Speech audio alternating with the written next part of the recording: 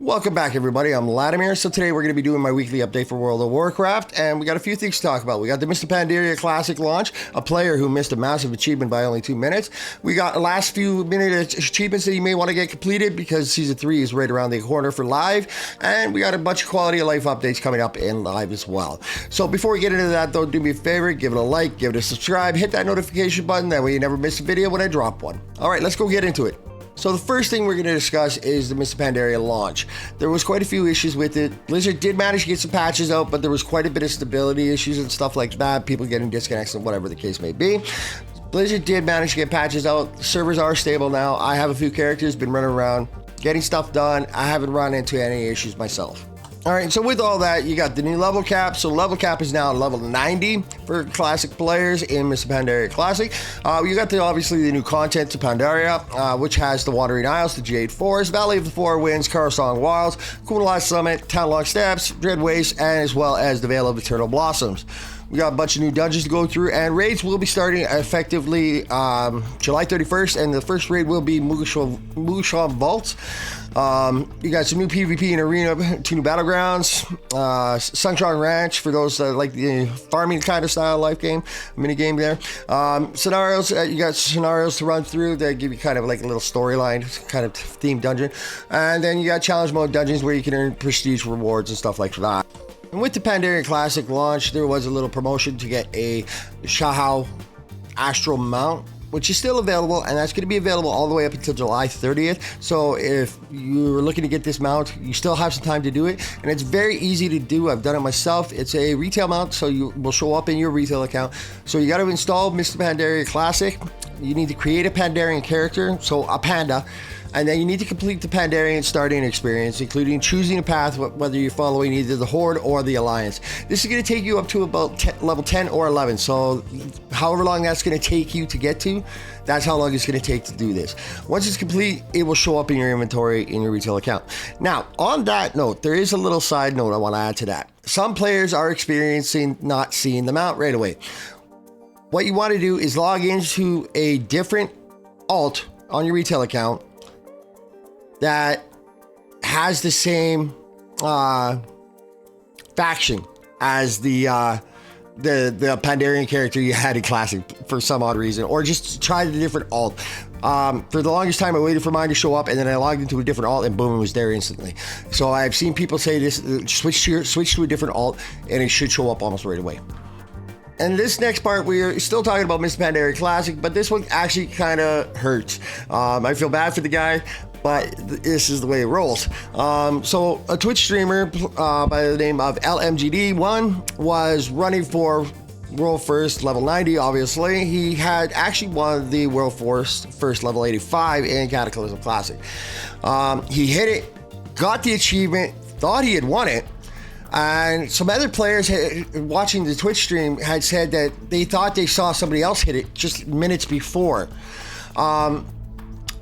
So some people decided to investigate this, and when they had investigated and they looked into the actual files of the World of Warcraft game, they found that Sam DXDX was actually 2 minutes 22 seconds before him, and so he actually loses that title as the World First level 90, and unfortunately it really does suck. So I believe Blizzard is fixing that, or whatever the case may be, and giving the achievement to the other person, because it is actually official and verified within the API of WoW. So that is a little rough. I feel bad for the guy, but hey, great job. You did it in like 3 hours, so you got nothing to complain about. Moving on. All right, so we're going to hit up retail now, and what we're going to talk about right now is the Season 2 achievements and rewards. This is your last chance. We are like right on the cusp of it, guys.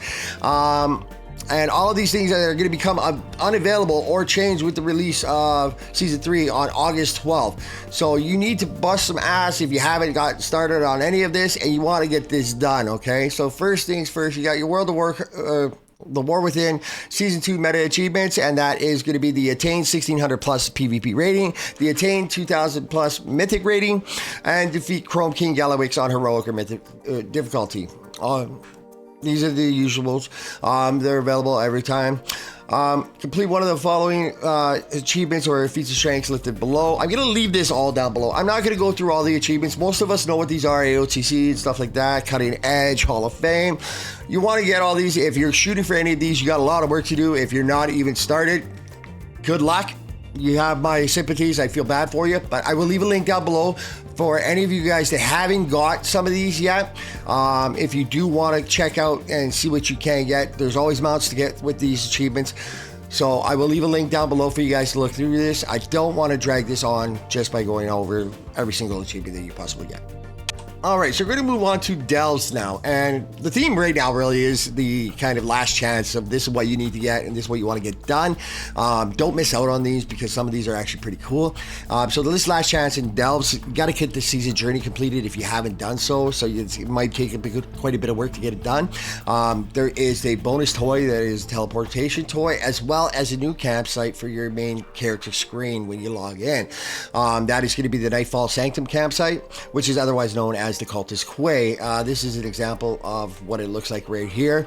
This is only available to you when you complete the season journey for the Delves Season 2, okay? So there is a buff right now that gives 25% experience towards that. So now is the time to take advantage of that. If you do want to get this done, go ahead, bang it out. There's still a few rewards that you can possibly get. So have at her. Good luck. Hope you get it. All right, so a quality of life update coming for your weekly spark. So some people are using a script to be able to track how many sparks that they have collected so far, whether or not they have one available, so forth like that, right? They're removing that need to have this by adding a counter with a new currency item, and this way you'll be able to track exactly how many sparks that you have obtained during the season so far, so without the need for a third-party script. And so up next, we got a huge buff to the Reshii Wraps. This is the new artifact item that is going to be coming in with 11.2, and this is going to be the only cloak that everybody's going to be wearing. It will level with you, kind of just like the belt did with the delves. So the Reshii Wraps did actually get a massive belt. So DPS is getting Ethereal Reaping and damage increased by 152%. Healer Ethereal Reconstruction healing is getting 152% increased buff as well, and Ethereal Protection Shield increased by 200%. So these are some massive buffs that are coming to the new artifact cloak that you're going to be able to obtain, and this is fantastic. This is good news for us. Anything that makes us stronger is always good news for us. All right, so next up, we're going to talk about the raid that's coming up in Season 3 and some of the BoE items. The BoEs are going to apparently have double the RNG. This is what is being seen on the PTR right now. And these would show as BOP, but they are BoEs. And they're showing up as double the random stats. Okay, so both secondary stats are going to be random instead of one's going to be assigned, one is going to be random. So double the RNG. I'm not sure if this is a good thing or a bad thing. This could be interesting, that's for sure. So we'll have to wait and see how that's going to work out. And yeah, we're going to see all sorts of weird stat combinations, I think. So that's going to be fantastic. And last but not least, we're talking about mounts. And so this is the Collector's Bounty week, last week in the event. And this is for the increase in drop rates for your mounts. So make the most of it. If you haven't gotten that specific mount that you want, you might want to get on all your alts and start trying to farm it. If you're going for heroic mounts, you know, same thing. Running repeated runs for different mounts. Bang it out as much as you can. This is your last chance to get that increased drop rate. So some very rare mounts, for example, there's Anzu, there's a Rivendare's mount as well, you know, stuff like that. People have sought after for a long time. So this is your last chance to get that increased drop rate. Make sure you get that in, and hopefully you get the mount that you want. Wishing you the best luck on that one. Anyhow, thanks for watching. You're a trooper for sticking it out if you did. And if you did, please do give me a favor. Give it a like, give it a subscribe, and hit the notification button. That way you don't miss a video when I drop one. And until next time, guys, keep gaming. Have a great day.